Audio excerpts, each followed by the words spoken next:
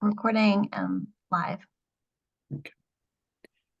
Good evening, everyone. We'll officially call the meeting of the Newburyport Historical Commission to order in just a few moments. We'll give a few minutes for attendees and everyone to join the Zoom call.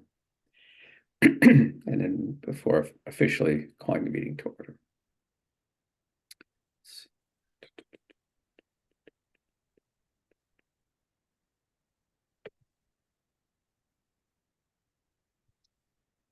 Hello, everybody. This is Amy from Gunderson Consulting.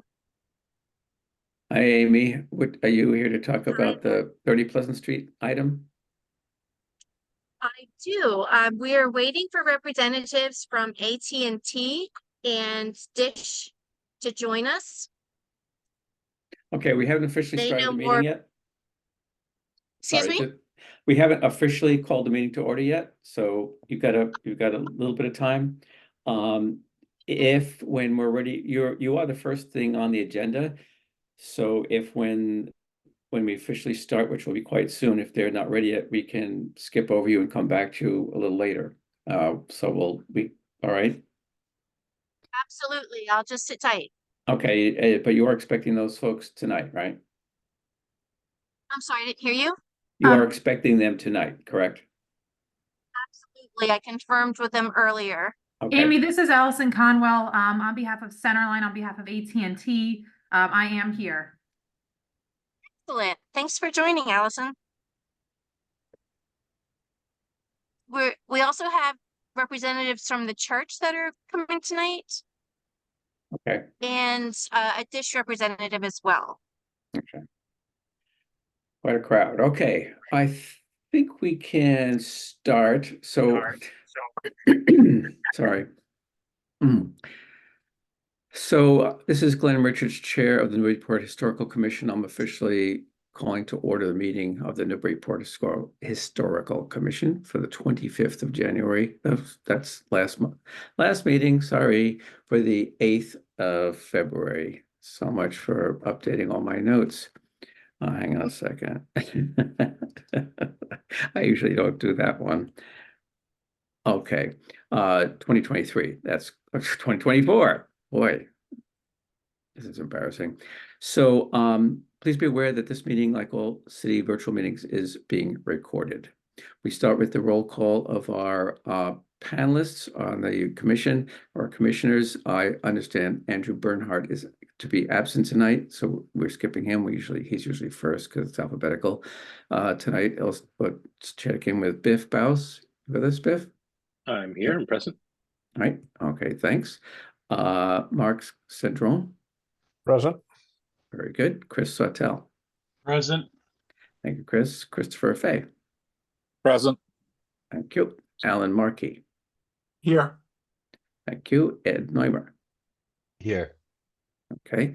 Joe Morgan. Here. Okay. And the chair, Glenn Richards, speaking. We have now Alan and Markey and Ed Neumer are alternates. Tonight, Alan will be have voting privileges if there are any votes to be taken, since we have one absent commissioner. So let us proceed, and I'll give the, if we have a public hearing, and we might have public comment periods, I'll give the instructions on how that works at the appropriate time. Okay. So now the first order of business is this telecommunication facility at 30 Pleasant Street. We know that as the Unitarian Church on Pleasant Street, quite the local landmark. So I think that was Amy. Are all the people that need to speak to that currently available? Glenn, this is Rob Austin here too. Awesome. I think that's all. Okay, so let me just introduce this by saying I so that everyone understands there are currently telecommunications, typically cell phone antennae, in the steeple of the church, and their associated support equipment. Most of that's sort of hidden away. This is for the installation of additional antennae interior to the steeple. So like sort of behind the steeple windows, as I understand it, and we can clarify that if I make any error there. And so that people are presenting, I know the plans you presented were quite detailed. This commission is concerned with the preservation of the historical values of the church structure inside and out. So you know, we don't deal with things like how deep the conduit is buried and the ampacity of the cables or where the conduit is or anything like that. We're concerned with, is the work to be done going to make the structure suffer any damage to its historical values? So if you could please kind of focus your comments to that aspect of things, that'd be great. So who's going to speak first? Sure, I'll start. So AT&T already has a cell site installation inside the steeple, and this project is just modifying that structure a bit. I don't think it's going to change with structural analyses that have been done that show that the steeple can support the changes that are being made. And we've reviewed it. My company is a cell site consulting company. So we assist the property owners. We're not representatives of the carriers. We assist the property owners. So we review these drawings and we recommend that they be able to go forward with this project. It's structurally safe. It doesn't change the aesthetics of the building whatsoever. If you have any details about the construction, I think Allison will be able to give you more of that information. Yep, Amy, if you'd like, I could run through real quick just to show everybody. If you want to scroll down to the pages, I can give a quick overview. That'd be great. Sure. And could I ask one quick clarifying question, Amy? You said it's Sure. a modification of existing equipment and shouldn't change the appearance of anything. But would I be wrong? It looked to me that currently antennae are installed if you look at the photograph that's in this Dish Wireless document that's on the screen right now, you see there are multiple tiers to the steeple, and two of which have glazing, at least two of it anyway. The upper one, I believe, currently has cellular antennas, and it looks like the desire is, or the proposal is, to put antennae in the lower, the section right below that as well, which currently does not have any. Am I wrong? No, that's correct. That's the project from Dish. And right now we have Allison on the line for AT&T, and they just want to make a modification to the existing antennas. Okay, so all right, so they are just modifying their existing antennas that are currently installed in that upper. Yep. So if Amy, if you want to go back to the plans, I can just show briefly. Yep. If you go to the next page, keep going. All right. So this is a good diagram to show you. On the left-hand side is the existing equipment. You can see there's one antenna. There's 6 total antennas here, one in each sector area. And then on the right-hand side is going to be proposed equipment layout. We're only swapping 3 antennas for 3 antennas. So the same antenna amount is remaining. There's going to be 6 antennas. If you scroll to the next page, this is exactly what you were just talking about with the different areas. So we already have antennas in this very, very top section. So we're just going to be replacing what's already there. And the existing antenna is like for the new antenna. So you're going to see pretty much no change whatsoever. And if you scroll down one more page, you'll see right there on the bottom right-hand side, that is the new antenna. And that's pretty much exactly what the current antenna looks like. They are the same size as well. Okay, I see dimension for the rack there. Do you know what the dimensions are for So the rack, antenna? that rack is actually going inside the equipment room, which is a room inside the church.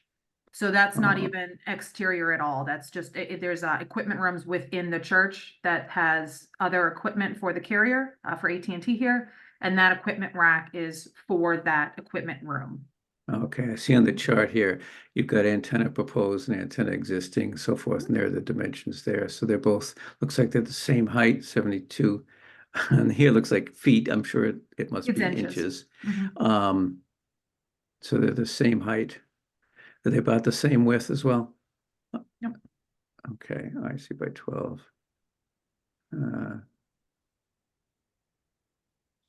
Actually, looks like the proposed is wider, 21 inches versus 12. The existing antenna isn't listed on there, so what the proposed is so the existing is the other antenna.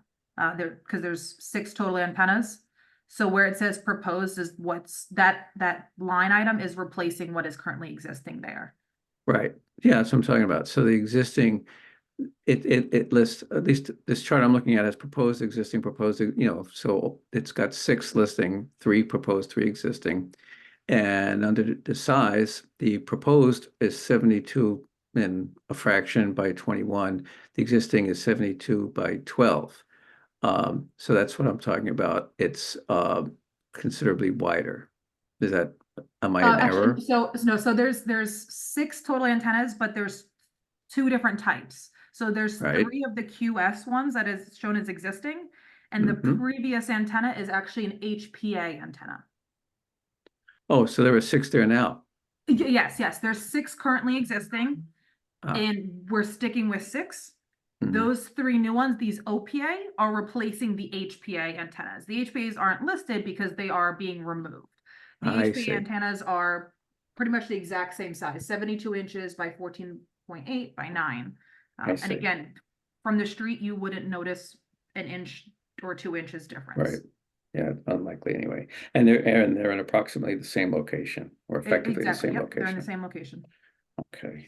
Thank you for clarifying that. Yep, absolutely. And then, like I said, that equipment rack is in the equipment room, which is located inside a room inside the building. So there's no Right. changes to any exterior or anything that would affect the historical standing of the church.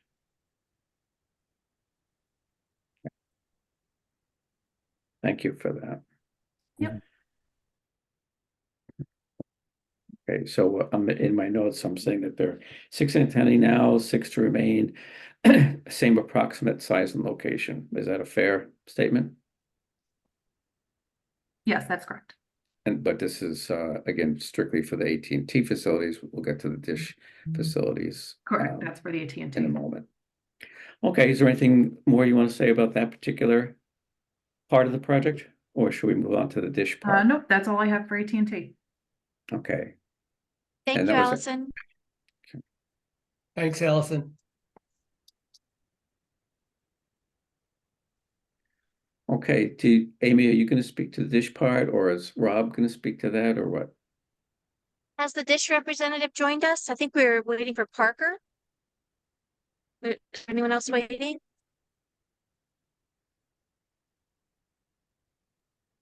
I'm not seeing anyone by the name of Parker. Parker is in the audience. Would you please raise your hand? Okay, we do have someone raising their hand. I bet they're on mute. All right, here we Yeah, go. we've got it. Yeah, Kristen White, is that Oh, either yes. Kristen or? Hi there. Hi there. I believe there are a few. Oh, sorry. I'm on a couple of different ways. Yeah, you need to mute at least one of them. So sorry. I'm going to just leave my other one. So sorry. Oh, Did we lose her? well, she's still in the attendees list. You see her down there? I'll try it again. Hello there. Okay, West Hi, Street, this is Kristen. Allison speaking. Hi, Allison. Sorry about that. Yes, I was in a webinar view, so it was difficult Yep. to figure out how to get in there. We do, I believe, have some other representatives who are in the background. Chuck Weberly is here. And we also have Greg Costello from Dish. Okay. Well, to try to again expedite the discussion, I would summarize this as a look from what I could see of the plans that Dish plans to install 3 antennae in the section below the section of the steeple currently used by AT&T, and use some of the same locations for conduit and that sort of stuff. So I'm not particularly worried about that. But basically, install 3 antennae in that section, which currently does not have any. Am I correct? Correct. I believe there'll be 3 per sector. Is that right, Kristen? Not just 3. Just a second. 3 total. Yes, 3 total. There are 3 total, Oh, 3 and total, okay. they're in a place where there are not antennas presently, but there were at a previous point in time, and not by Dish. Okay. Okay, and nothing will be visible from the outside, except through those steeple windows. So there won't be anything added to the outside of the building. And Gunnarsson has reviewed all of the engineer structural analyses and construction drawings and determined that there's no danger. Everything's well within the loading capacity, um, and that it won't affect the appearance of the church. Does anyone And know? I'll let Kristen. Mhm. I was gonna say, does anyone know what Go was there ahead, I'm sorry. before? Can anyone speak to that? Either someone from Yes, Yes, Verizon was we there a can couple of speak. years Oh, ago, I believe. I Yeah. assume. correct. And then That's it. they removed all of their equipment. And so it's been vacant for some time now. I assume. Okay. All right. Sorry I interrupted you there.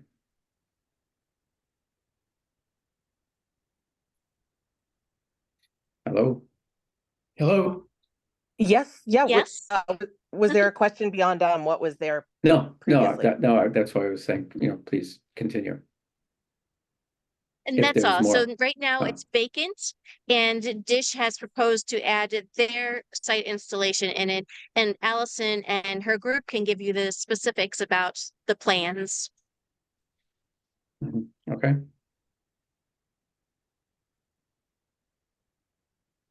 I'm sorry, were you referring to the Dish representatives could go over the plans, or Oh, I'm are sorry. we Yeah, looking at not Gunnarsson? not Allison. Kristen can give you That's more details. Oh, quite all right. Sorry, just didn't want to speak over someone. Thank you so much. So, yes, so I believe what you're looking at right now is a facade view of Pleasant Street. There is no equipment to be installed on the Pleasant Street side of the building.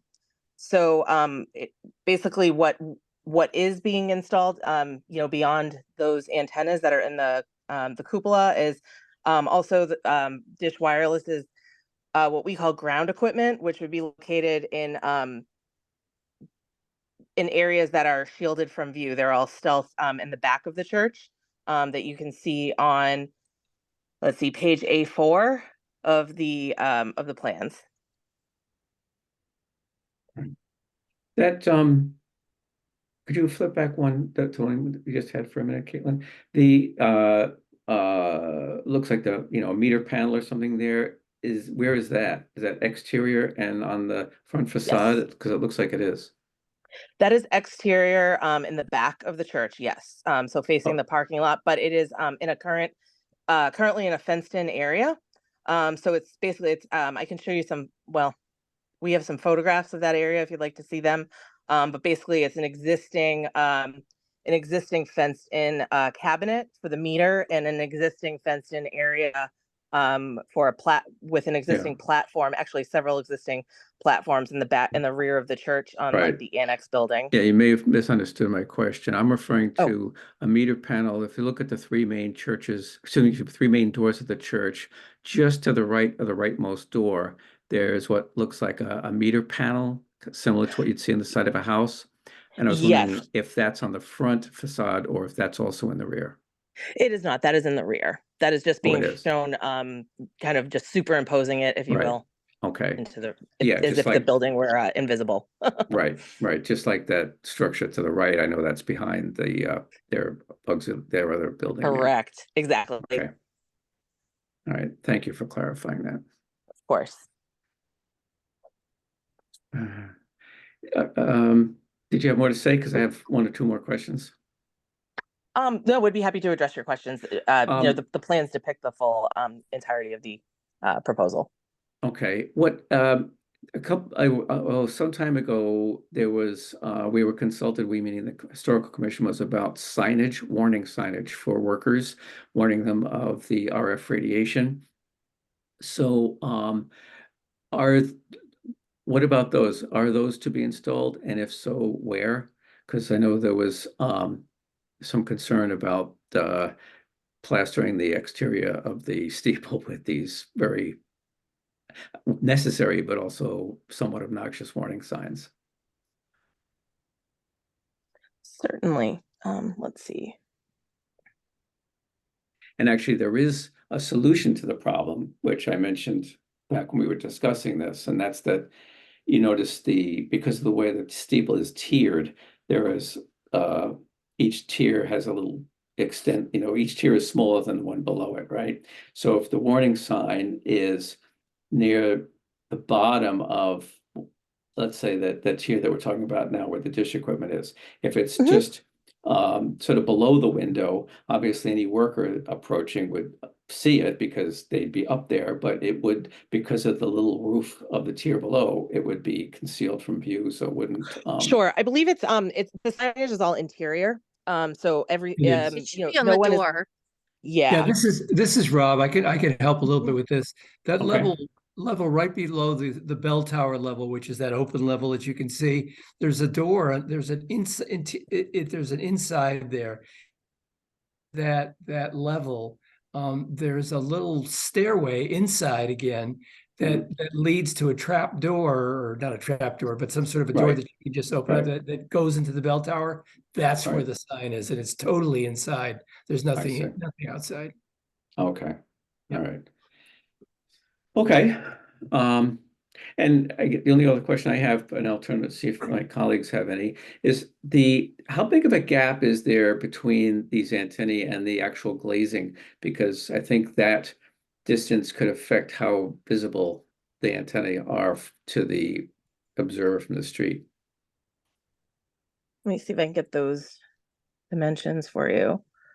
It might be on one of the plan views. Sometimes it's hard to tell on those plans view where the actual glass is versus other things, other parts of the structure.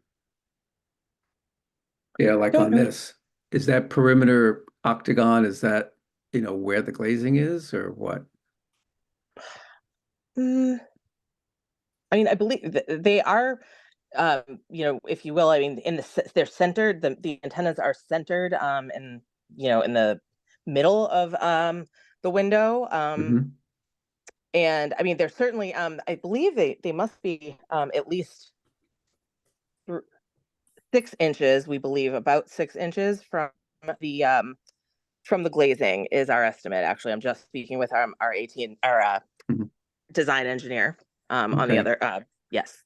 All right. And would it be would it be a correct assumption that you require them to be projecting out a window for purposes of effective RF radiation? Well, certainly that's they're positioned right now to be at the azimuths that the engineers need to get the best coverage for the area, but also taking into account the structural dimensions of the cupola. So in a way, yes, I mean they do need to be in between beams. We wouldn't want to put them specifically behind a wooden Yeah. beam. Yeah. Yeah. Okay. But this is Okay. not, we're not proposing to replace the glass with any other materials. It's, that will remain as is. Right. And correct me if I'm wrong, but I'm assuming that I hope rightfully that as far as the structure of the church, aside from obviously the internal struts and structures that you need to support the antennae inside, there's no change at all to the exterior or the glazing or any of that. Correct. There's no change at all. And this is actually, it's very similar to what was there previously installed by Verizon. Okay. So it's So now, it's very self-contained structure. okay. So let me And take we've off worked my, with American, oh, I'm sorry. We've worked with American Steeple who did the renovations on the steeple. And so we worked hand in hand with them to make sure that everything looks good and it's not going to be a safety issue. Okay. All right. I was just going to say I'll take off my dweeby technical hat now and see if my colleagues have a question for you folks. Any members of the commission have a question for the representatives of either ATT or Dish? Yeah, Alan. So Is there any backlighting to this? Is there any lighting that's behind this that will sort of shine through behind the equipment and then we'd be able to see that equipment at night through the glass? There's no lighting in the dish array. Okay. Oh, how about that little, for lack of a better term, room, that level of the steeple there, above the trapdoor or floor door that was referenced a minute ago. I don't think, I know the steeple is illuminated, but I believe it's illuminated from the outside. Is there anyone Correct. who can speak to that? Yeah, that's correct. We have lights and they're all outside of that area. As a matter of fact, there's a grid or a kind of a gate-ish kind of thing already up there to prevent anybody from falling, but also you can't get out to the ledge area where the lights are because they're all outside. All right, Joe, And the Morgan? equipment room, I believe, is Yeah. completely enclosed, so the lights wouldn't affect it. When you say the equipment room, we talking about, it sounds like is that the structure that's behind the other smaller building? Or where is that? Somewhere in the cellar or There's what? a small equipment room up by the AT&T tower that's enclosed, and then the dish is placing its utilities in that shed area behind the building. Mhm. Okay, I think I understand. Joe, you had your hand up. Did you have a question, Commissioner Morgan? Yeah, just echoing Alan, and make sure that these lanterns aren't actually active as an architectural feature. If they're only externally lit, then that's not a problem. But if at least that lower drum, because the upper one has already got antennae in it, but the lower one, if it's backlit, then it could actually alter the profile on the skyline. I have not been able to check that out, but it'd be nice to know for certain whether there is any internal lighting. Yeah, and even if there isn't, it's also the case that during those hours of the day when the sun is relatively low, there'll be natural backlighting through, because there's glazing all the way around, right? So let's say when the sun is rising in the east, it'll come, it'll be backlit if you're, let's say, standing on Pleasant Street, and when the sun is setting, it'd be backlit to a certain extent. Well, that angle will be a little bit harder to see any backlighting because of the terrain. Okay. All right. Any opinions from the commissioners as to whether or any questions that would need to be answered with I should have explained it first that the Mass Historical Commission has determined that as far as they could see, there would be no adverse impact, but that determination was dependent or contingent on review by this commission and our okay stating in writing that we find that there isn't an adverse impact. So I'd like very much to hear if anyone has, put it this way, if anyone has a concern about adverse impact, and I'm thinking if there's that concern about backlighting is not quite resolved, we can make our okay sort of contingent, one or more of us can actually go check that out, speak to either a representative from the church. Is there a representative from the church on the call at all?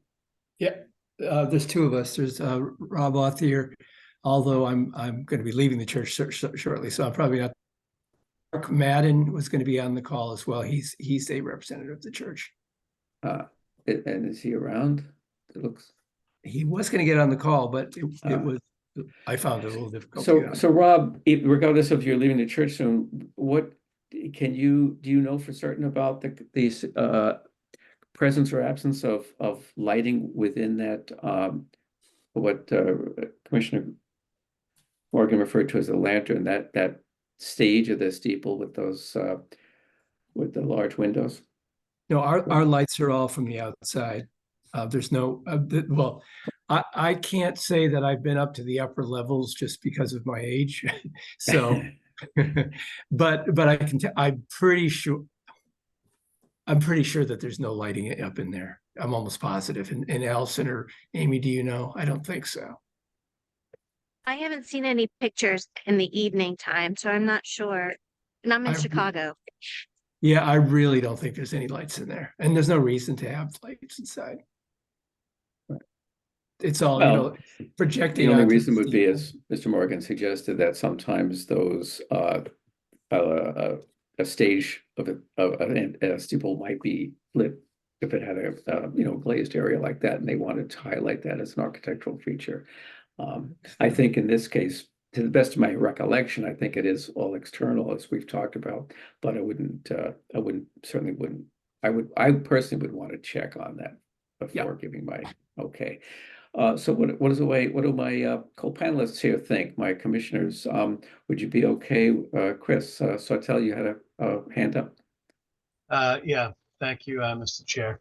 I just had a quick question. The antenna that are in front of the windows, what color are those? They're white. Yeah, I'm sorry, could you repeat that? Right. yes, they're white. They're white also for dish. The antennas are white. You want to draw something in my book?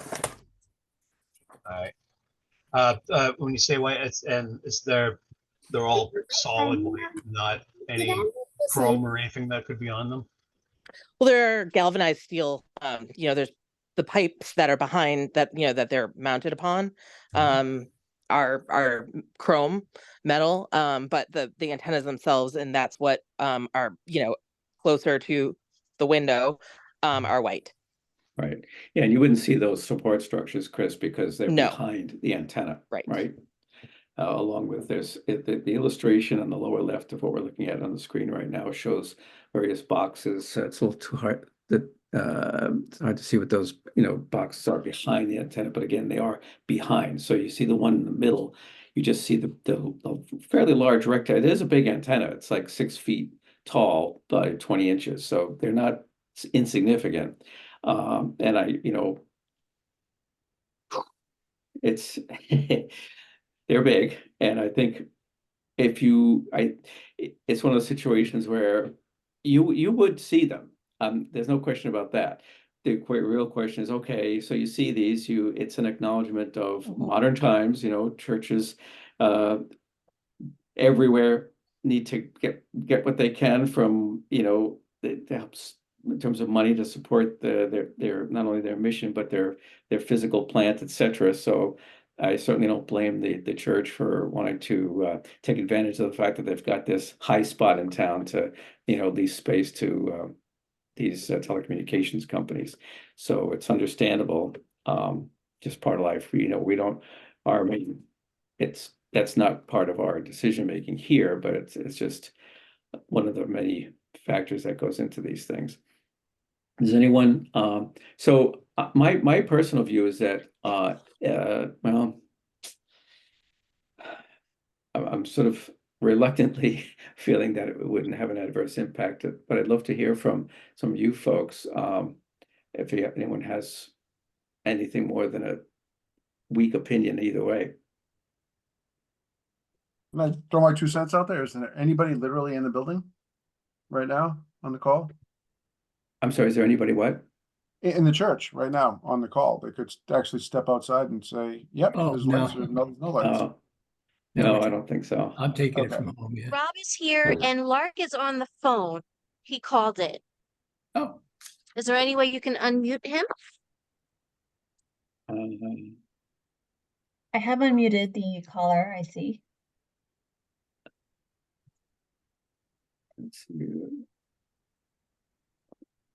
That might be you. We have a representative from Dish, Chuck Weberly, who was going to, I think, weigh in on the lighting. Yep, Yeah, and I he's- see Chuck is in the list as well. And Yeah, Chuck, he's- you've been unmuted. Yeah, he's unmuted, and the person someone's on a telephone number ending in 912 is also unmuted on our end, but muted on their own end. You would Yeah. need to do *6 to unmute yourself on your end. That must be Lark. *6, Lark.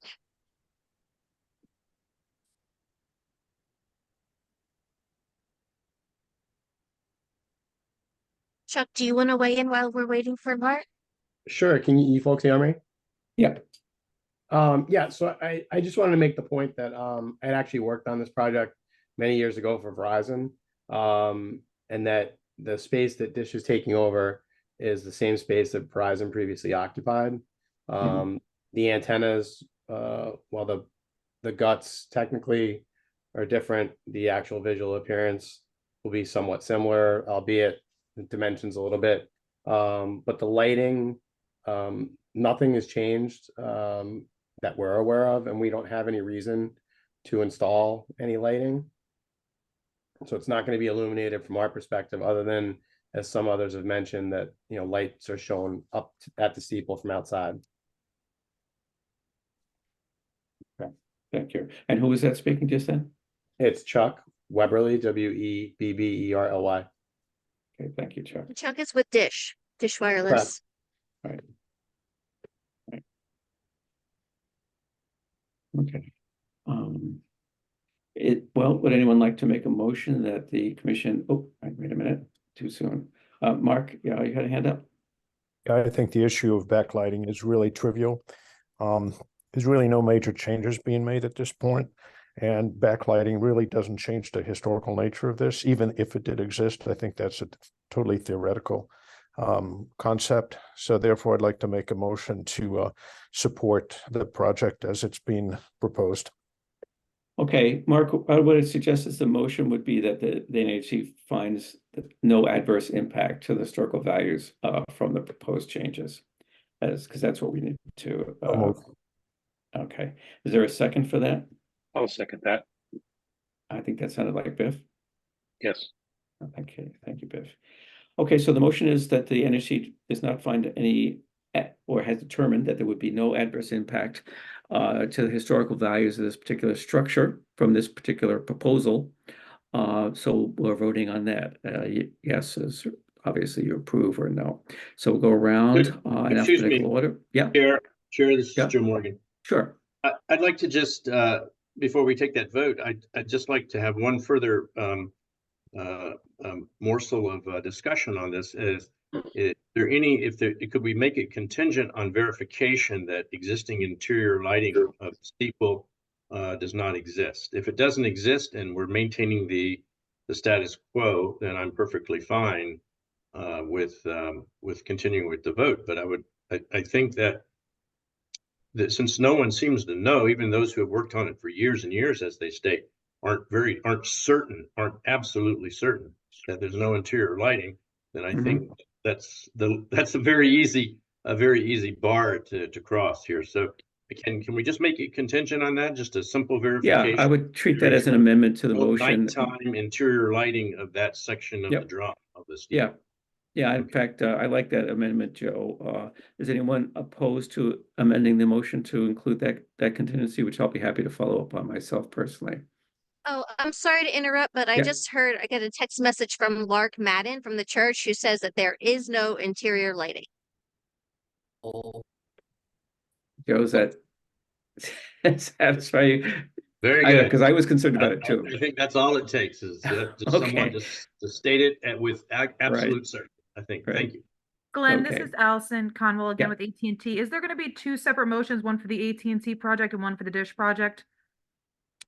We had kind of bundled them together. Because I know the projects are very, very different. You know, AT&T is just modifying. They're not adding all this new equipment. So I just want to make sure that the AT&T's project is looked at, you know, for their project, and the Dish project is looked at for theirs, since they are two separate projects. Well, put it this way, if it's important for your procedural whatever to have that separate, we can do that. For our purposes, we don't need to.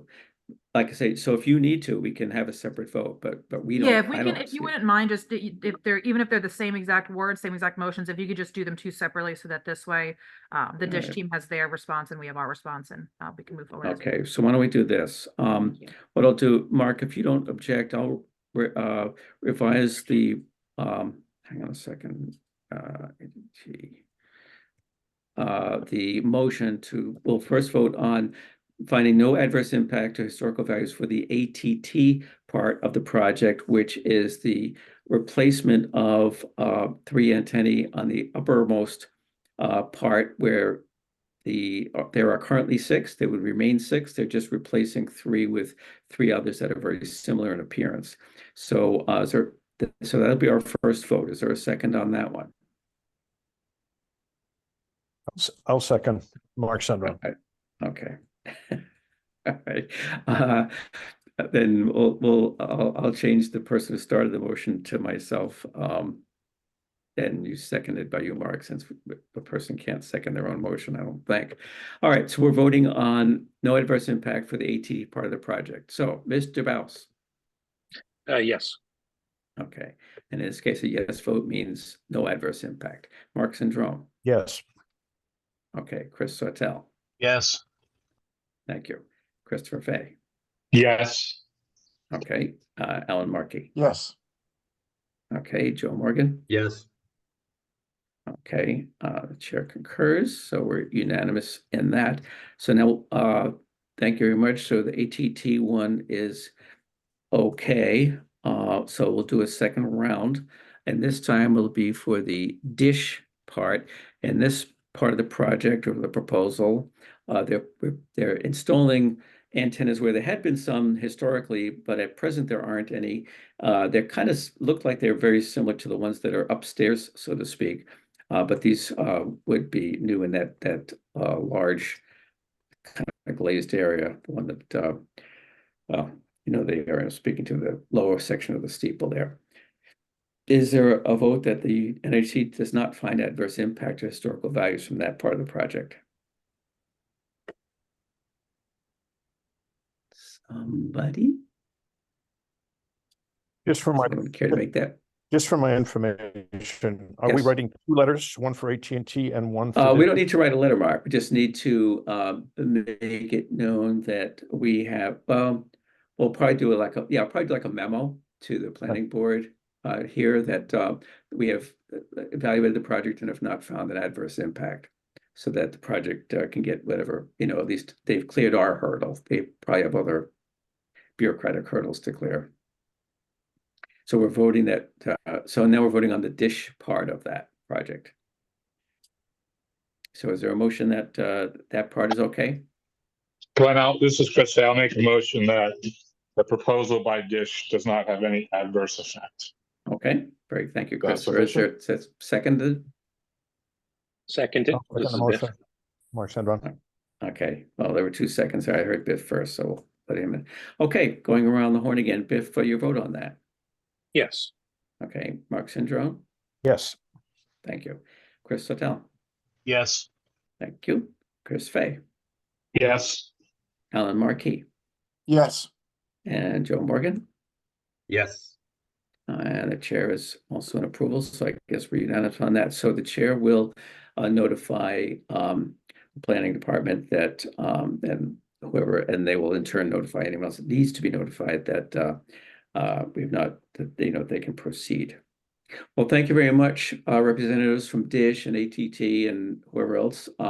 You're all set to go as far as the Newburyport Historical Commission. Thank you for your attendance and that. Thanks, everyone.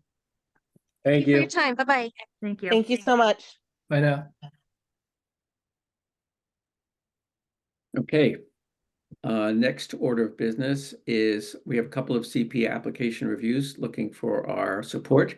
The first one is referring to itself as the Perkins Art and Research Center Phase 2. And just by way of transparency, I'll just note that Mark Sundrum is part of, what did you call it, the Medea collection, Mark? I'm the chair of the collections committee. Okay, is it for the moon or for? Yes, for the moon. Oh, okay. So Mark is the chair of the collections committee for the Museum of Old Newburyport, excuse me, of Old Newbury, which we abbreviatedly call Moon, and but he has no actual administrative authority over it. Is just part of helping to oversee the collection. So just wanted to be, transparent about that. But we decided that he does not need to recuse himself from the discussion or anything. So in this case, we're going to review this is a proposal to the or CPC for funding for this phase of the project. So who's going to be speaking to that from Moon? Bethany, is that you? That would be me. Okay, well, welcome aboard, Bethany. So, real quick question before we get started. So is phase one where you're going to do something on the third floor, is that complete or almost complete, or where is that? Phase one is in the, so the steel shelving, the lateral rack storage system has been ordered. The massive deposit has been paid and it is being manufactured right now. It's a pretty complex process. It's really built to fit the space. So Right. we are in a 12 to 14 week window right now where we are finishing up some of the sort of, other additional little bits of stabilization work and other things Okay. in the scope of work.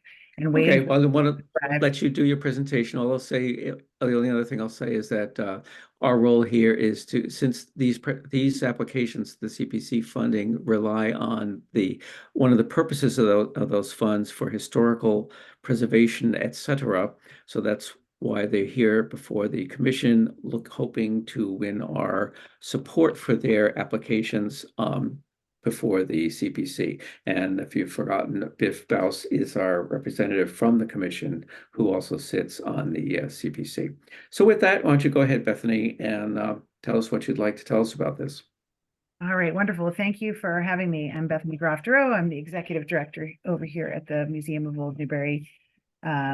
So this is really just an excuse for me to show you some of our incredible collections. I love digging around to show wonderful things to people when they're looking at our museum. It really is a gem.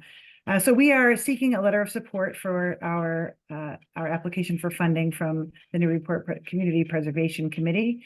We're looking for $77,536, which is just for the steel, just for the preservation shelving that will be going into the Perkins Printing and Engraving Plant, which we are calling Perkins Art and Research Center. Phase one involved, at our cost, a lot of the sort of stabilization, maintenance, and preservation. It was a little bit of delayed maintenance, deferred maintenance, and preservation work that is completed, and now we are waiting for the arrival of the steel, as we discussed. The lateral art storage system was funded through phase one. Again, we're just looking for the shelving for phase two. The Perkins building is located on the campus, obviously, of the National Historic Landmark Cushing House and Gardens, which is the Museum of Old Newbury's headquarters. The Perkins building is covered by a separate preservation restriction from the rest of the campus, held by the city and attached to the application. Next slide. Thank you, Caitlin. The Museum of Old Newbury preserves approximately 100,000 books, photographs, and archival materials relating to all aspects of Newbury, Newburyport, West Newbury, and surrounding areas. The items in the collection span nearly 4 centuries of Newbury and Newburyport history, Newbury history. And if you haven't been over recently, I'd love to show you around. In many cases, our collection includes photographs, ephemera, and archival materials, as well as furniture and collections of other sorts. We have, for example, photographs, paintings, objects, and ephemera pertaining to fires and firefighting, the Great Fire, hand tub muster companies, insurance and claims records, handbooks, and membership materials for Newburyport's numerous fire societies. It is an incredible record of life over time in this community. Next slide, please. We also have an incredible collection of, as I mentioned, photographs. We have an incredible photography collection that got better today, actually. We just received a donation. It's right in front of me, a large collection of glass plate negatives of views of Plum Island that, as far as I know, have never been seen before. So we're going to work on scanning that. But our photography collection continues to grow. But we have the Henry Coit Perkins collection, which is, again, he is an incredibly important early photographer. And not only do we have some of the earliest landscape daguerreotypes in the country, they were done in 1839. We also have his personal correspondence, illustrations, essays, scientific publications, medical notes, and all sorts of other details. So it's incredible. It's a real wonderful way to build a life with all these different elements and artifacts. Next slide. This is just one of my favorite things. This is a young mariner who drew a map of his beloved home port. This is the sort of thing that appears. We have all sorts of sketchbooks, journals, diaries, etc. Next slide. We have a major collection of account books, as I said, journals, diaries, and personal and community records of all kinds. On the left are 3 journals kept by Newburyport Captain James K. Pritchard, who was swept off the deck of his ship, the Elcano, during a winter storm in 1864. We also have a copy of his wife's diary. She was on board the Elcano when he died and was taken without her husband to Calcutta. It's an incredible, incredible record. The page on the right is from the division of the Common Pasture in 1720. Next. This is actually one of my favorite documents. It probably looks familiar to many of you. It's fairly recent. In early 2022, we were given a small tan leather diary from 1951. It's the record of a year in the life of a 56-year-old Newburyport woman. She recorded her worries about her health, her work as a bookkeeper in the shop she owned with her husband, which, of course, many of you know was Fowles. She notes visits with family, phone calls with friends, and significant city events. It's an ordinary life, a record of an ordinary life, albeit one that had an extraordinary impact in the community. This is the diary of Mary Alice Ericalian, who many of you know for her lasting legacy in the community. Next. So all of the things that you have just seen and hundreds of thousands of more objects are stored currently in the Cushing House in a residential building. We have sort of 3.5 floors and they are packed to the roof. So our archival and manuscript collection is housed in the building with little or no climate control. The primary archive space is spilling out into a hallway. Manuscript volumes are kept in a locked case system that, while well organized, is not the best preservation for these materials. I have a picture of that later. Boxes of materials and books are stacked on wire shelving in a former bedroom, held in cases in second floor rooms not designed for such purposes. Access is difficult. Access is extremely difficult, and these materials deserve to be available and studied and under supervised and controlled conditions. In addition, of course, the Cushing House is a residential space. It was built and designed as a residential space. It's not designed to carry the weight of the current book and manuscript collection. Next slide, please. So just some other wonderful photos of our archive in all sorts of spaces. Next slide. This is all up on the 3rd floor. Obviously also not accessible for scholars. So when someone comes to do a research project, we have to take these precious collections down 3 floors, set up a workstation, which is generally in the office, which is already crowded with administrative tasks, and then, sit here and supervise that process. So it is not ideal. Next slide. This is our 2nd floor library system. All right, next slide.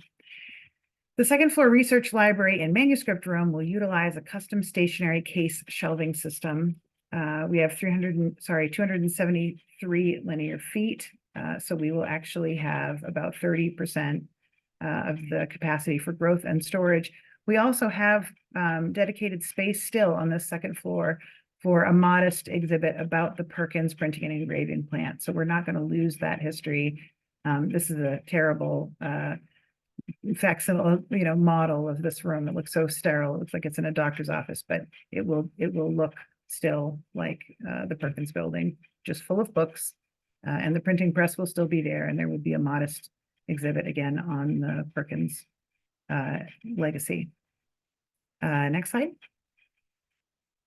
So this is an interesting example of, this is an incredible manuscript collection. Incredible. These are business journals, ship's logs. This looks fabulous. These volumes are cataloged and stored safely, but they should not be on their spines and in bright light. This is a cabinet that's better suited for silver, porcelain, etc. This particular display was recently called out. We were selected as one of 44 communities for a Collections Assessment for Preservation grant, which is the CAP grant run by the Institute for Museum and Library, IMLA Association. And we were called out for our storage of archival materials. So I was very glad to be able to tell them that we're on it.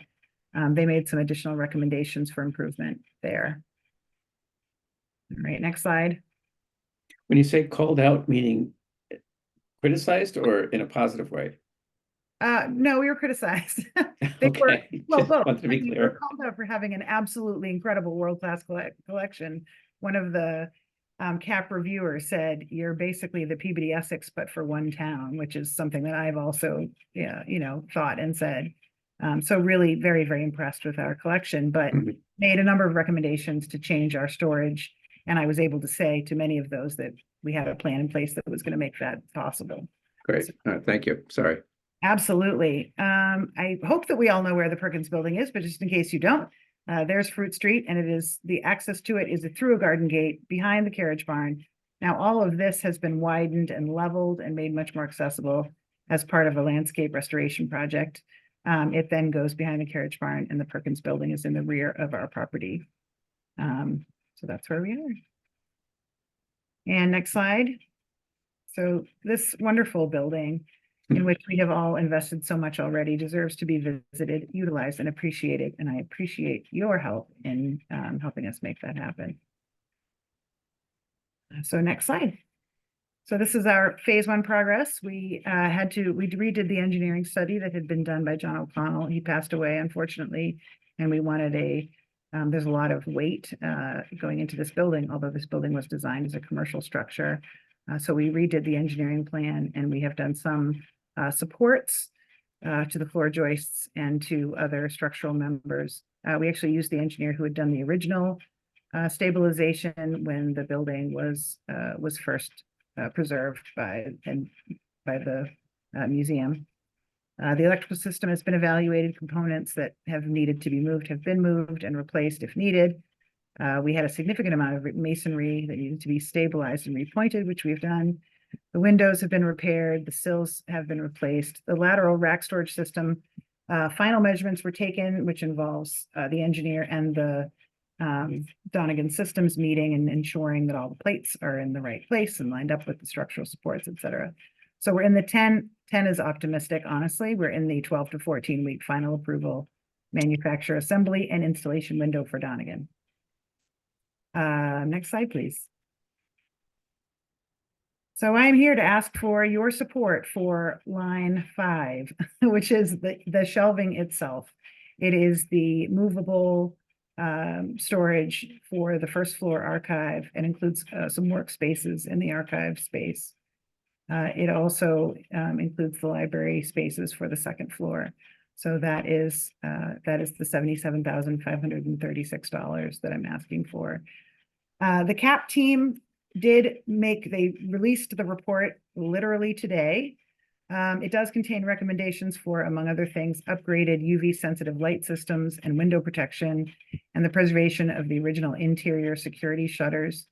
It's possible that depending on how we're going to do some more research, and I'll be looking to you for some advice here, but we may amend the CPC application slightly to include these items if it's appropriate. And I would ask for a letter of support that would be flexible enough to allow for this. All right, and there's the David Wood talk clock telling you it's 8 o'clock. I'm still in the office. Thank you for having me. Bethany, Caitlin, could you go back to the very first page of this? I have a question for Bethany real quick. Okay, so Bethany, this rendering, let's call it, on the shown here with the movable shelving, is this the first floor? That is the first floor. So where okay, so looking at the exterior view that's on the left side, this would be along the wall that's on the right side here. So Correct. It looks like you're going to sort of cover up that one window on the first floor there. The racks are movable, so it won't be covered up permanently. Well, but So those racks on the end don't look like they're movable on either end. Racks on the end are movable. Really? They don't have a little twirly I thing. looked at that I haven't looked at that particular image. in the- Okay. The way I interpreted their drawing was that the 4 racks with the twirly things were the ones that moved around. Oh, you know what, you're right, but I don't have a larger rendition of that in front of me. Yeah, okay.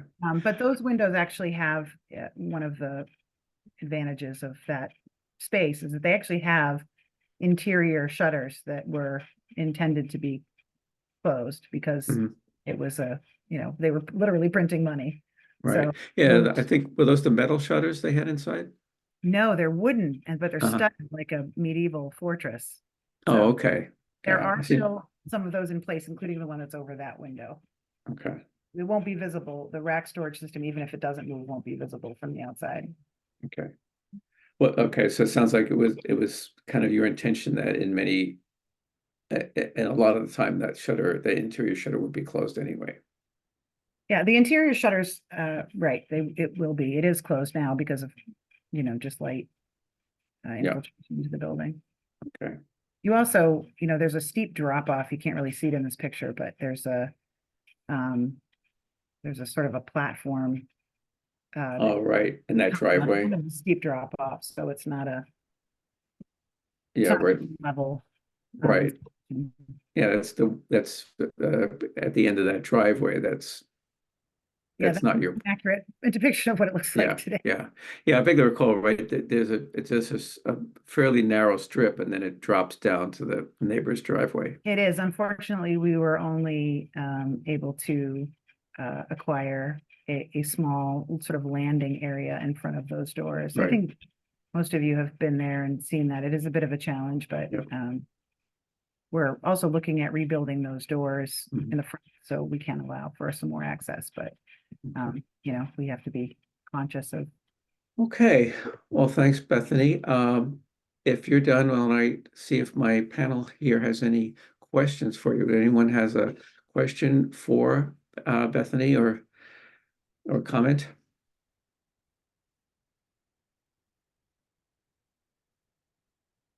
You're awfully quiet. In this case, what we would do is while you're mulling your thoughts, what we would do is take a motion that the NHC will supports the project and will send a letter / memo, whatever, to the CPC reflecting that.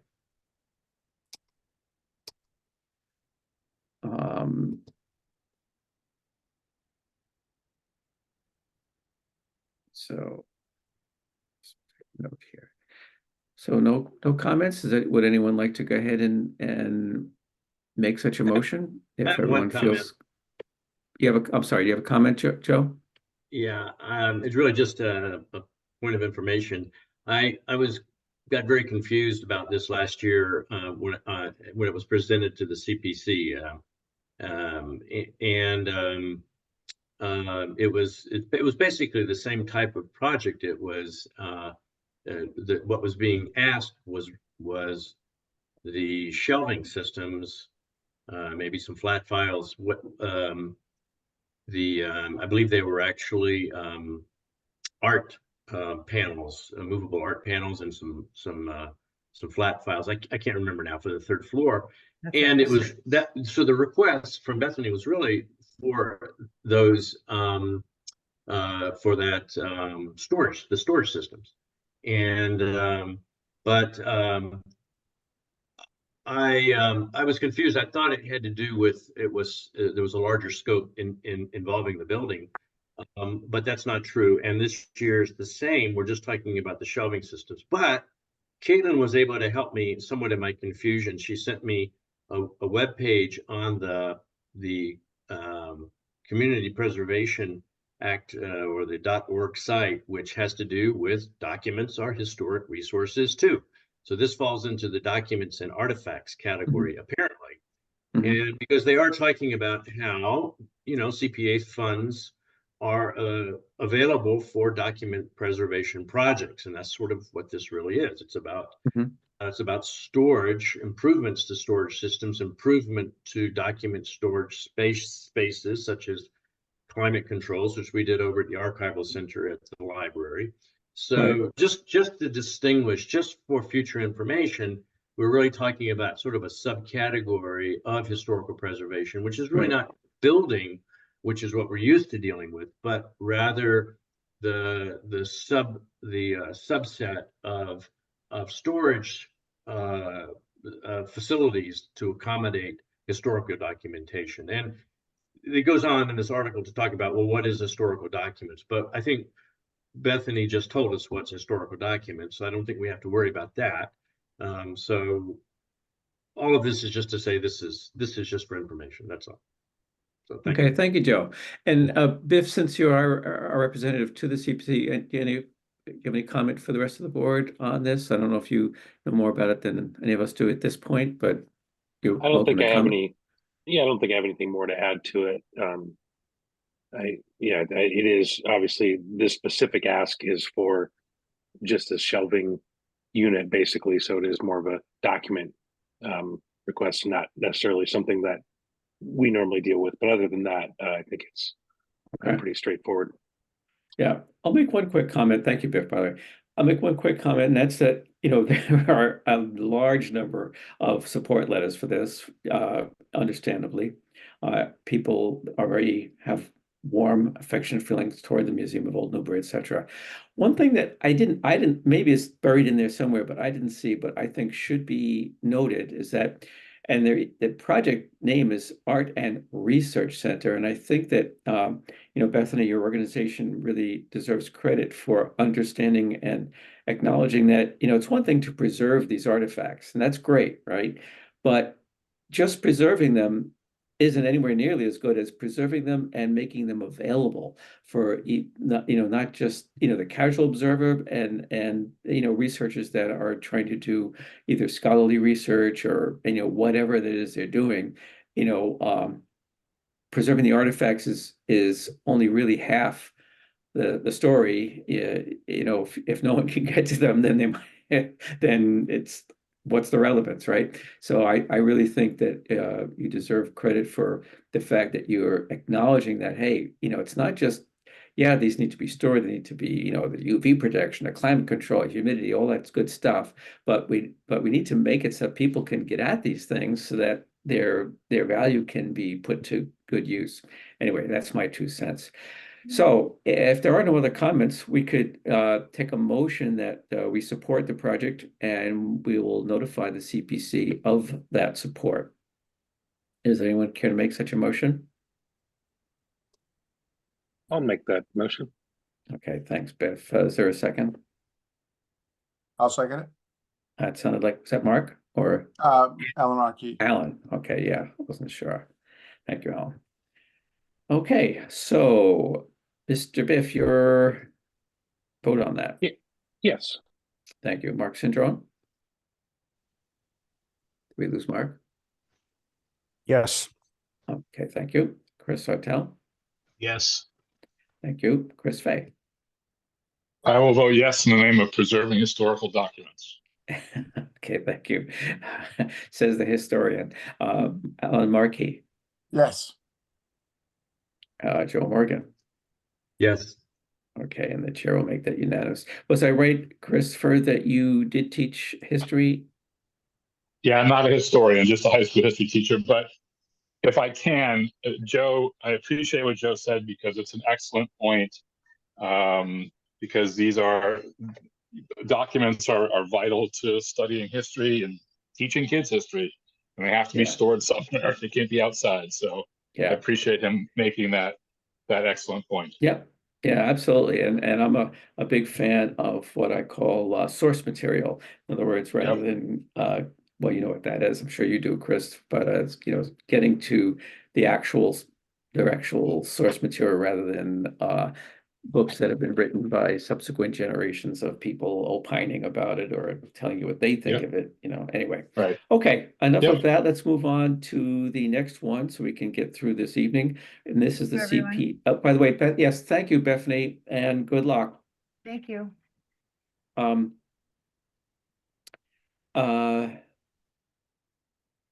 Before I move to the one on the firefighters memorial, would anyone like to volunteer to draft that memo? If it's, this one should be a pretty easy one, actually, so I don't really have any problem doing it myself because there's so many support letters to crib from, so to speak. But if anyone would like to do some of this stuff, you know, you don't have to tell me right this second, but think about it. You're welcome to take someone can step forward and compose it. Usually we just send an email to Mike Doucette, who's the chair of the CPC. Okay, let's move on to the application for the rehabilitation of the firefighters memorial. This is a memorial that's in the Oak Hill Cemetery. Who's going to be speaking for that? I am Ken Parsigan. Okay, thank you, Kenneth. Oof. Your presentation comes across like a real it certainly has impact. Did you have a career designing warning signs or anything? No, I got a daughter in college, so I used her abilities to give me a hand with this. I see. Okay, well, anyway, moving right along. So I'll let you speak to this. I don't really have any preparatory comments other than that this is, I think it's near the entrance to the Oak Hill Cemetery. There's a stone monument to fallen firefighters, and I'll let Kenneth speak to that. Okay, so why don't you go ahead, Kenneth, and tell us what you like about this proposal. Yep, so I'm the president of the Firefighter Sick Benefit Association, who currently owns the plot down at the Oak Hill Cemetery. As you can see, this is a just kind of a picture as you go through the gates at on Parker Street. It's pretty much smack dab in your face right there where everyone sees it. It's a memorial to our fallen brothers, and we don't have any fallen sisters, but if we were to have a fallen sister, it's to the fallen firefighters. And so this is something that we hold near and dear to our hearts at the fire department. We go down annually every year for Fireman's Memorial Sunday to lay a new wreath and to pay tribute. And we do have a few members of their ashes that are interned there. And the memorial itself, if you actually jump up to the next slide, you'll get a better look at it.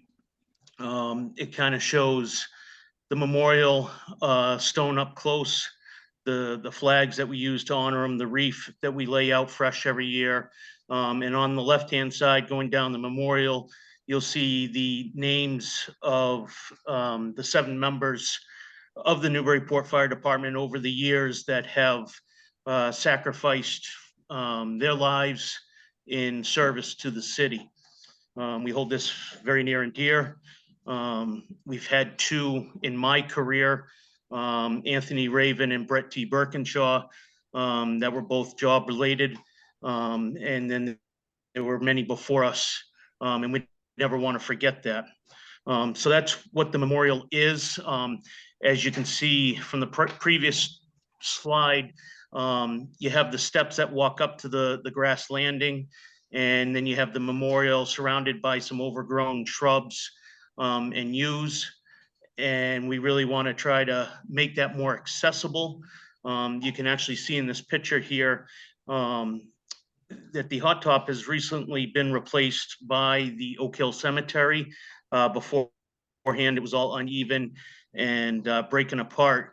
But that center lot that we own, the ground has eroded over the years and kind of washing away a little bit, and it doesn't look too pleasant to the eye. So we're trying to put in like a small retaining wall that will kind of help hold that back, make it a lot better. It'll help kind of stop the erosion problems and just really add to the appeal to it. Part of the plan is to put a walkway up the center to make it more permanent and make it more accessible to those that want to visit.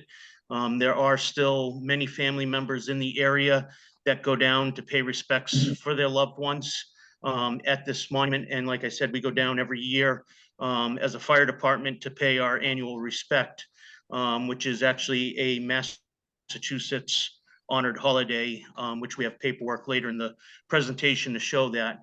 And then the landscape, the two trees, the lilac trees and the yews behind it are probably well over 30 years old.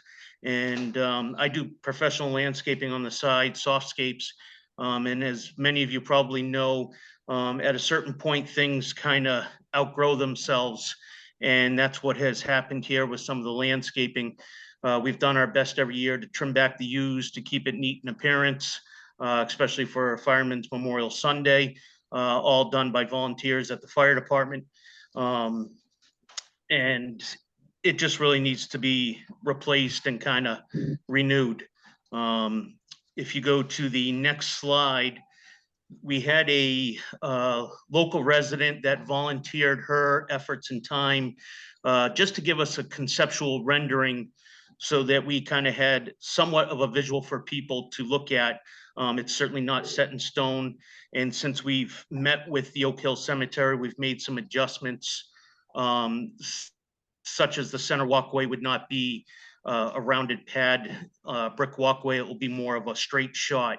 And that's mainly because of they wanted to limit a little bit the amount of brickwork that is there. But also we have stones now that since this conceptual rendering that was put in place, we laid one of our former members, Charlie Davis, his ashes to rest there. And so that conceptual drawing would actually interfere with that a little bit. So we're going to go straight from the stairs straight to the monument in more of a straight walkway. And as you can see, updated landscape. And again, this is a conceptual drawing. So there's definitely going to be some adjustments made to it. We originally were hoping to run electric to it from the pole out on Parker Street, but since the city has recently redone the rail trail sidewalk and the cemetery has done the hot topping out front, neither party wants to have that dug up, which we certainly understand.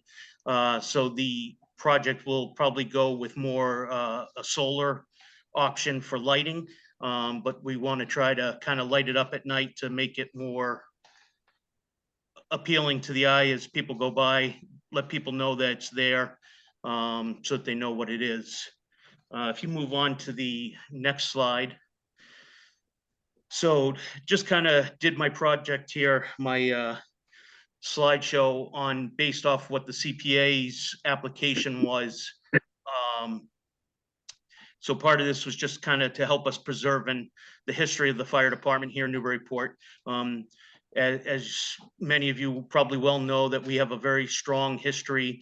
Bethany, who just presented, even showed you a lot of artifacts from the great fires and from history throughout Newburyport. We have a very strong history throughout the state.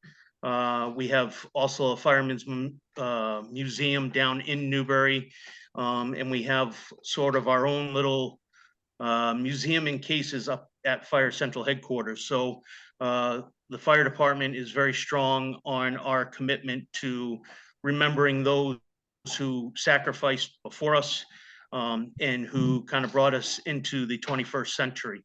The other part of this project, again, is creating some better accessibility.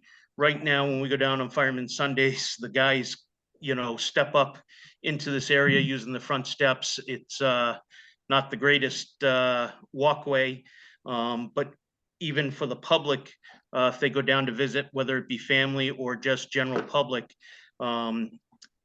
it does pose a tripping hazard and potentially a fall hazard going from the upper landing down to the hot top. Next slide.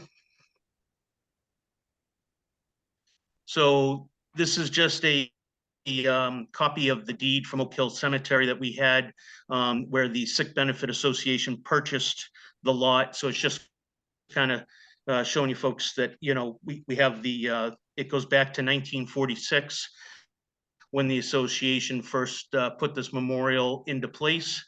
And we did, again, I spoke to the trustees at Oak Hill Cemetery They had a meeting this past week, so we're in the process of getting the actual letter, which I think we actually have a memo of it, of their approval with some conditions as far as the construction goes, as how to proceed, which is none of it is a problem with us by any means.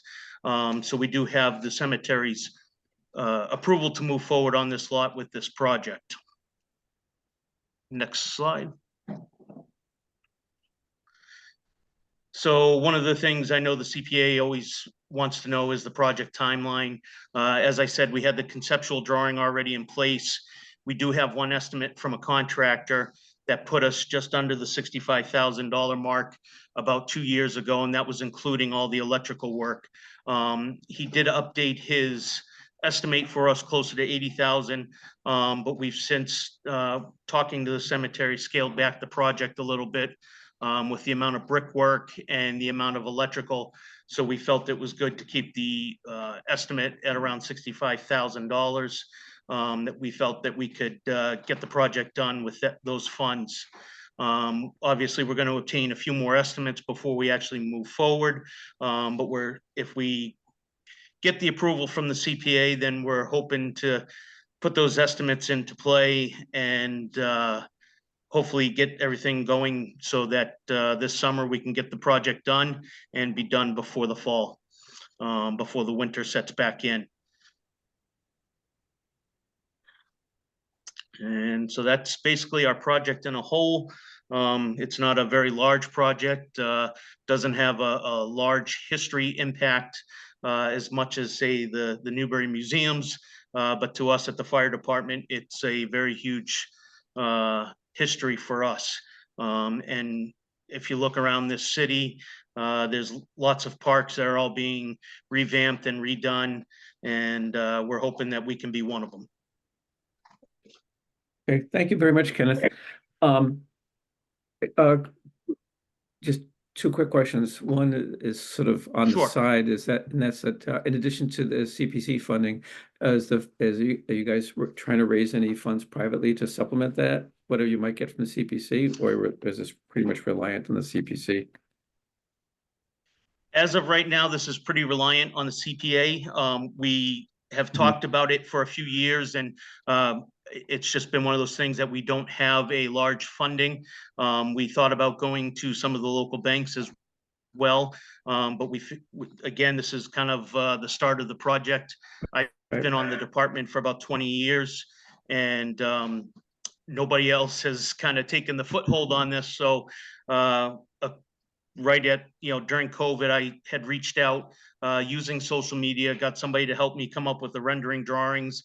And so this process is moving forward slowly but surely. And if we end up going over budget, we certainly know that we have avenues to approach to create more funds or to raise more funds through the banks, and hopefully through some other venues. But we're hoping to hopefully knock this out with one foul swoop. Okay, and it was just sort of an aside because the Historical Commission doesn't really get involved in the funding side of things. But I did have one more pressing question. Are you familiar with the memo from Glee Woodworth about, it sounds like you probably were, because you referred to the remains that are interred in that area where you're going to put some brickwork. So you're familiar with the, I believe she's on the Oak Hill Cemetery, either board or something. Do you know the memo I'm referring to? Yes. So that was, I referred to it earlier in the meeting. So we did actually, and it is actually attached to our CPA application. Right. There was about 6 stipulations and concerns. One of them was about, whether or not we would disturb any remains or anything, and that certainly would not be happening. Actually, I think right there. So, here's the memo right here. Right. So there is some stipulations there as far as just the general construction, how it would go. Obviously, we wouldn't be able to do anything during funerals. Right. And, just, simple minor stuff that we had no issues with. But yes, we would not be disturbing any remains that were there. Okay, so your plan is to honor the what they have asked for there in, what the cemetery has asked for there in the memo, right? Correct, correct. Yep. Okay. And in doing so, one of our fire department members, Jeff Cutter, is also on the board of trustees. He kind of represented us during that meeting, and with those conditions, they gave their unanimous full support of this project. All right, thank you, Kenneth. So turning to my board here, does anyone have any questions for Kenneth about this, or comment or opinion? All of the above? I had just one question. There was some mention about, obviously making this more accessible to the public. And I know those renderings weren't like a complete or final rendering at all, but is there consideration to make that a little bit more accessible for folks who might be in a wheelchair, or instead of just a straight step up there? Yes, we did kind of look at it originally, and unfortunately, because of the way it's hard to show in the conceptual rendering, but the plot itself sits right on the roadway, and we can't encroach on the roadway to put like an outer ramp at all. So unfortunately, because of the height elevation, that would not be a possibility. Yeah, I wondered about the same thing, Biff. Thanks for asking. Yeah, because in a sense, the way it is now without the retaining wall, you have a little bit, it is not ideal, but a wheelchair could get up there, but it is what it is. Any other comments it wouldn't be the only fixture up there that is not fully accessible. Yeah, there's plenty of those I know. older ones that Yeah, that's one of the downsides of historic preservation. It takes some imagination to figure out how to make some of these historic sites accessible without, harming their appearance and what have you. And also with that, like I said, we go down every year for Fireman's Memorial Sunday, and we generally have anywhere from 100 to 200 people down there, depending on the year. And if anybody has passed away, or like this past year, we had a very large crowd because Charlie Davis's remains had been added to the memorial. So it was the first year that his name was there. A couple of years prior, we had Brett Birkinshaw, who passed away from terminal brain cancer, on the job. And then a couple of years before that, we had Anthony Raven, who passed away after the Chapel Street fire. And so there are times that there are some big crowds, including some of our retirees that are not very wheelchair, that some of them have been in wheelchairs, some of them have used walkers, and we kind of bring them in using our fire cars and bring them up. And so we kind of utilize during the ceremony, even that whole front walkway, the hot top area. During the ceremony, it's actually the firefighters that go up onto the memorial to stand while the audience kind of stands out on the lawn and the hot top behind, in front of the memorial. And I think I saw that date that's set aside for that is coming up soon, isn't it?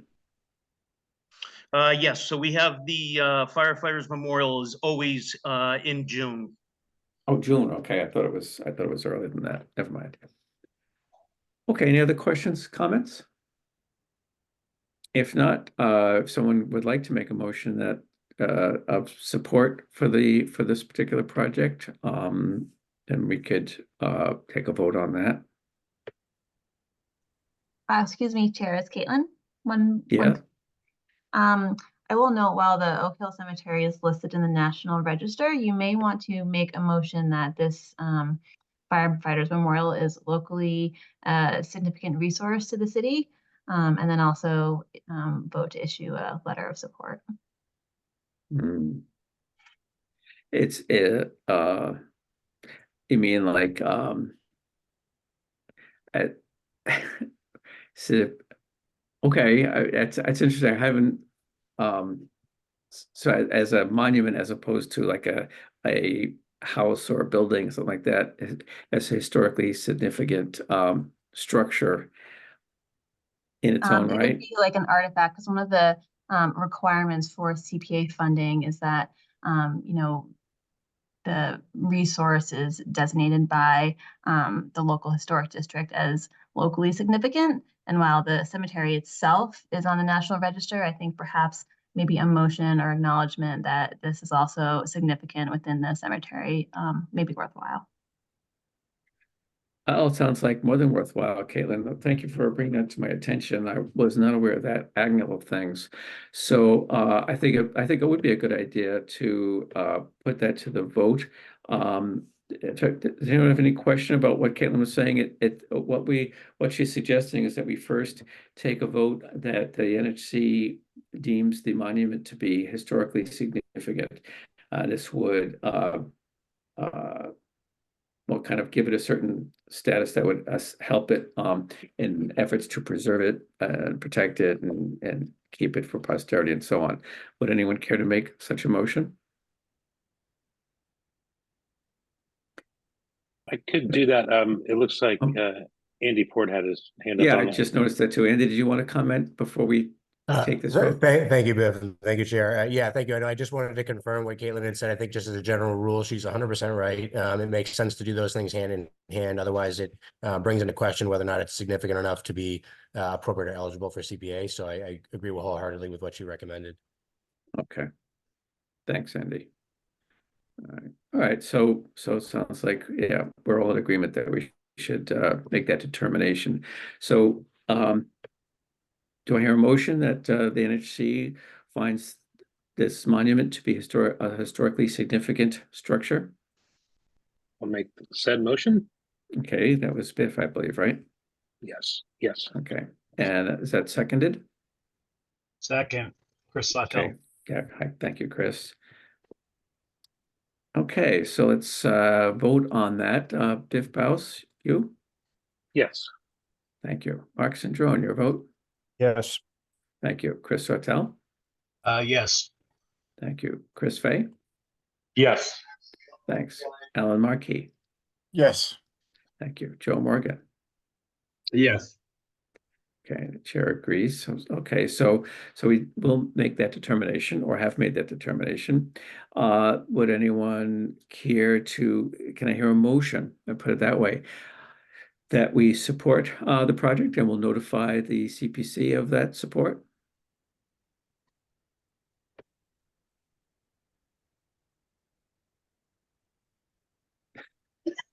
Glenn, I'll make the motion that we support this project. Thank you, Chris. Is there a second? I'll second the motion, Mark Cindrone. Yes, thank you, Mark. Okay, so the motion is that the NHC supports this particular project before the CPC, and we'll let them know the same. So Biff, your vote on that? Yes. Thank you very much. Mark Cindrone? Yes. Thank you. Chris Sawtelle? Yes. Thank you. Chris Fay? Yes. Thank you. Alan Markey? Yes. Thank you. Joe Morgan? Yes. Okay, so I'll make that unanimous. So good. So Kenneth, what that means is that we will notify Mike Doucette and the board there that the monument has been deemed to be a historically significant structure or artifact, whatever you want to call it, and that the Newburyport Historical Commission lends its support to your CPC application. And we wish you luck. Great, thank you very much. I'd just like to say thank you to everyone who attended tonight and voted in favor of this. We appreciate it. You're quite welcome. Okay, the item D on our general business agenda at fiscal year 25 CPA Historic Resources Projects. Biff, was that something that you were going to talk to us about? Yeah. The idea was I was going to just run through the projects. There's 6 altogether that fall under the historic preservation category. We've already heard, I believe now, well, including tonight, I believe we've heard from all of them.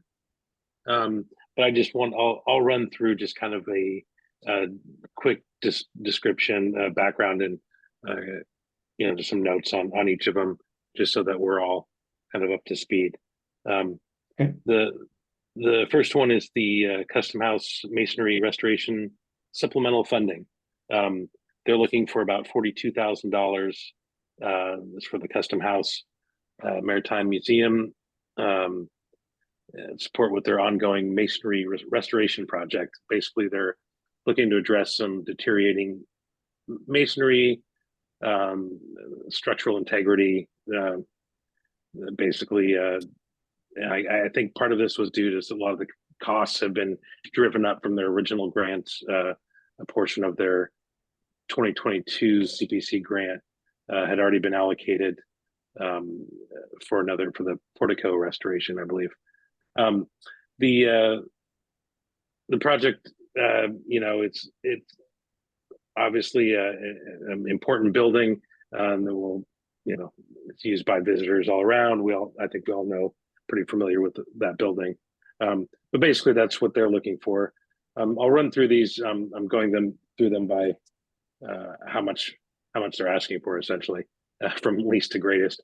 The second one, actually, I'll kind of skip over. That was the one we just heard about, the firefighters memorial, asking for $65,000. And the third project I've listed, we also just heard about, which is the Perkins Art and Research Center, looking for $77,000 for their metal system to hold their projects and archival material. The next project is the Meeting House emergency roof replacement. This, I believe, we did have someone talk to us recently. Yeah, and yeah, they're looking for $80,000 to help shore up the roof, and they have to do some additional, basically some kind of emergency fixes to that roof. Obviously, the roof over that building is pretty vital, and the building itself seems to come up for something or other, as we witnessed earlier tonight for the cell phone tower. So it's another big ask, but I think a pretty important one. So a couple more I've got here. The Atkinson Common Rock Tower restoration. We spoke with them, I believe that was a couple of months ago. They're looking for $128,000, and let's see, the project represents a whole series of things that they're going to shore up the safety concerns from it. Previous phases of the work, funded in part by the Community Preservation Committee, and donations from the Belleville Improvement Society, have addressed critical issues, but because I believe they've repaired and sealed the floor and ceilings, but they have the proposed third phase of their restoration aims to address the structural issues by, I think, so there's some power washing, some repointing and gratting stones and that sort of thing. The last one, most expensive ask for $141,000 and some change, is for the restoration of the Swan Fountain at Bartlett Mall, or Mall, sorry. The fountain installed in 1891 and was originally installed to help try to aerate the pond, and it was redone and reinstalled in 1989. But despite efforts, it's continued to deteriorate, and they're seeking funding to restore the fountain, including removal, repair, cleaning, repainting, and reinstallation. That's part of the broader effort there's a much bigger project that is looking for much more money than that $141,000. But that's if I can ask you about that. I know that the bigger project is kind of in limbo at the moment. The part of the reason for the fountain's deterioration was the condition of the water. So do you know have that's been discussed, if they're willing to go ahead and restore the fountain, but have it be at risk due to the poor water quality, or if they want to kind of hold off, maybe they'll restore it, but hold off reinstalling it until the water quality is better? Has there been any discussion of that? I haven't seen that listed, but the way I can check. I'm sorry. I can come in there. Okay, yeah, Caitlin. I had sent a memo to you and Biff a couple days ago that you know, the restoration for the Swan Fountain, this application is going to be pulled for this fiscal year, you know, in association with the putting the entire project on hold for now in terms of the CPA bonding Oh, for okay. the entire mill. You may recall Oh, that Okay. email a couple days Okay. ago. So, Yep. Yeah. so this one is getting completely yanked from the, Correct. for this year. Okay. Yes. Okay. Okay. I'm sorry Yeah. about that. I Yep. totally spaced that. Okay, yeah, I misinterpreted that, Caitlin. I thought it was the larger thing. Okay, that was being pulled. Sorry. Go ahead, Bill. Oh, well, that's all of them. Oh. Joe, did you have a question? Yeah, thanks, Bit. I'm just looking back at the spreadsheet on the CPC appropriations in 2022. There was $126,000 that was appropriated to the restoration of the Swan Fountain, and I suspect that was turned back to the CPC. I never heard anything about it. Clearly, nothing has been done yet, and nothing is going to be done because of the suspension of the Bartlett Mall project and the Frog Pond remediation. But what was the paperwork that was completed on turning back the $126,000 already appropriated? This is Caitlin again. I have not yet, because it's all a little bit new, but I have not had a chance to discuss that old CPA grant with the project manager, Kim Turner. But that project is still open and funds haven't not been used. I assume she's either going to ask for an extension for a few years, or she will also return the funds to the CPA general fund. So one of the two of those options will happen, and I can update NHC. Yeah, that's fine. I'm just wondering what the intent here in asking $141,000 for Swan Fountain restoration when the status of the previous $126,000 is unknown. It seems rather odd. Did they just forget that there was an appropriation of $126,000 for the Swan Fountain restoration? Nope, I think it was just a fact of increase in costs, is my understanding. So now they need $250,000. In other words, the 126,000 plus the 141,000. That's my understanding. I don't know, Andy Port, if you wanted to comment on any of your understanding about this project as a whole and the increasing costs, and do you have any visibility on that? I was not involved in the cost estimating for the project. I know that there was a substantial increase in the cost itself, but I have not been privy to the rest of it. I mean, I think I generally agree with everything Caitlin put forward. I don't, you know, Kim Turner, the special projects manager, has been managing that project, so I don't know the details of finer grain, so to speak, of that discussion. But if you have specific questions, we can obviously relay those. Well, I'm just wondering if they're planning on adding swans to the fountain.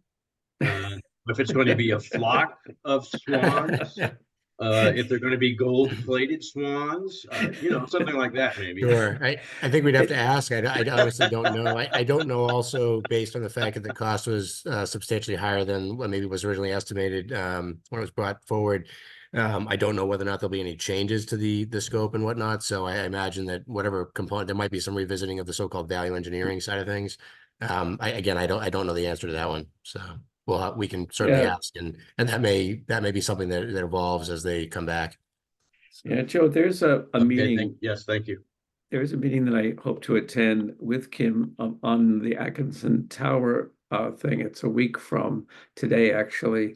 And Biff, I'll send you the information on that because you might want to attend that since they've got a CPC application on that Atkinson Rock Tower thing. The meeting isn't about the CPC directly, but it's more about Kim wants to discuss having it declared I don't know, national landmark or something or other like that. So if possible, especially if I'm able to meet in person, maybe after that official part of the meeting is over, I can try to get some answers from Kim on some of this stuff. You know, I mean, all kidding aside, I think to add 141,000 or 142 nearly to additional request of the 120 something seems a bit extraordinary. So that probably does require some explanation. I think that's understandable. So we'll have to get to the bottom of that. But was there was that it, or was there other things to discuss regarding the CPC and your work with them? That's all I've got for now. I just wanted to go over those specific cases that we would have Yeah. So, a word Caitlin, I on. have a question for you, because you mentioned in the memo about this meeting that, we might want to consider, our formal letters. I know we have already submitted letters on some of those ones that we had already seen. Like I can definitely remember the meeting house roof replacement and the masonry and then the Swan Fountain. I remember all those, hearing all those. It would seem to me that it's not exactly required that we, uh, send another memo. Is it like I'm a little confused as to some of them were heard a while ago, but I guess it's just that they're coming up for the way the schedule works, that they're coming before the CPC now. Exactly. Like, for example, Kim was before you last fiscal year, for the Atkinson Common Rock Tower restoration. At the time, Right. she was only requesting funding for phase 2.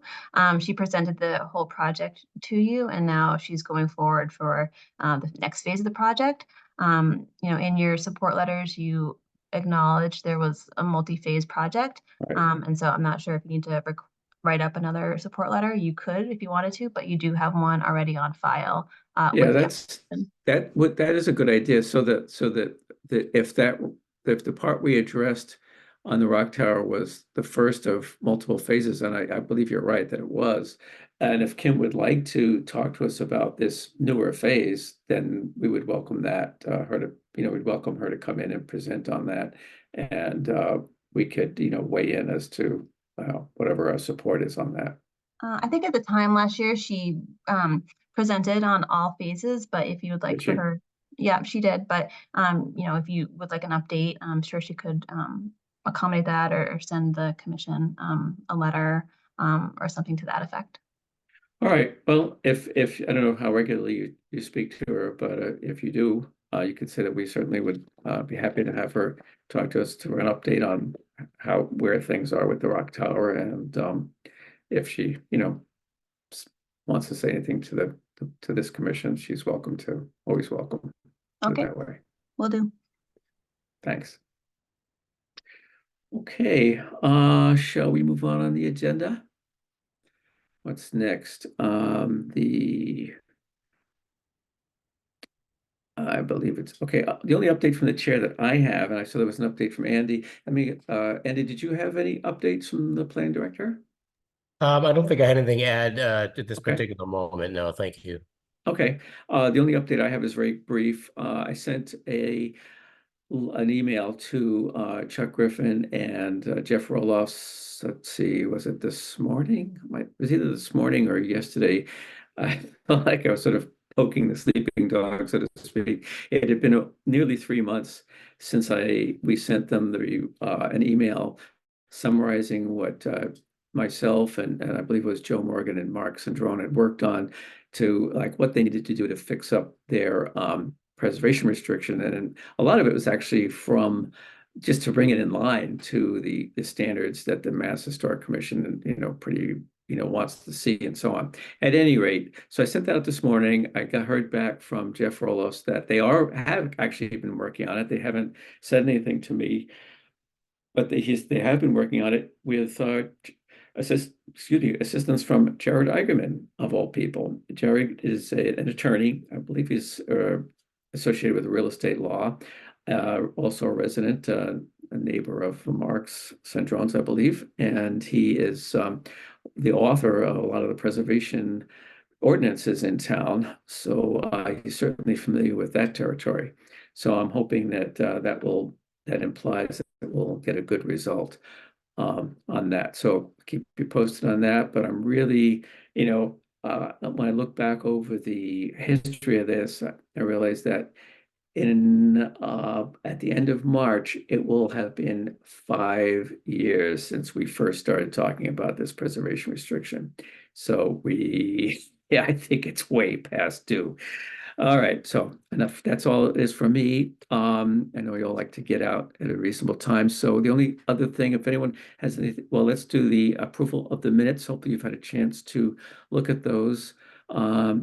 See, they are from January 25th. Okay, so I did correctly update my notes on that. So we need to take a vote on the minutes from the 25th of January. Hopefully you had a chance to review those. Is there a motion to approve those? I'll make a motion to approve the minutes from January Okay. 25th. Thanks, Biff, I believe, right? Yes. Is there a second? I'll second it. Okay, is that Alan? Yes. Okay. All right, Biff, your vote on that. Yes. Okay, Mark Syndrome, were you I at was that meeting, absent. Mark? I was absent. Yeah, okay, that's what I was gonna say. Chris Sotel, I think you were there, right? Yes. Okay, and is that a yes vote? Yes. Okay, Chris for Faye? Yes. Very declarative, yes. Ellen Markey, were you there? No. Okay, so you're an abstain. Joe Morgan? I am not receiving these minutes and I don't see them in my Oh, really? spam, so I'm going to have to abstain. I can go and look for them, but the last couple of times or 3 times it's been a while since I've read minutes, so I don't know what's happening. Okay. All right. Now Ed Neuer, okay, we have a 4 affirmative votes anyway without it, but Ed, were you here at that last meeting on the 25th? I wasn't. You aren't, okay, so you're. But we have 4 affirmative votes, so we can approve those, Gretchen, Biff, Chris Sotel, Chris Fay, and myself, so we can go ahead with those. Any other comments or questions or anything at all before we adjourn the meeting? Going once, going twice. Is there any member opposed to the adjournment of the meeting? Oh, actually, we should take a motion. Is there a motion to adjourn? Motion to adjourn, Mark Sandron. Okay, thank you, Mark. And seconded by? Seconded, Joe. Okay, thank you, Joe. Is there any member opposed to adjournment? Nope. Okay. Then I'll take that unanimous consent to adjourn. Thank you very much for your attendance time tonight. Appreciate it as always, and wish you a good evening. And we'll talk again soon. All right, good night. Good night. Thank you. Everyone. Thank you, Good Chair. night, everyone. You're welcome.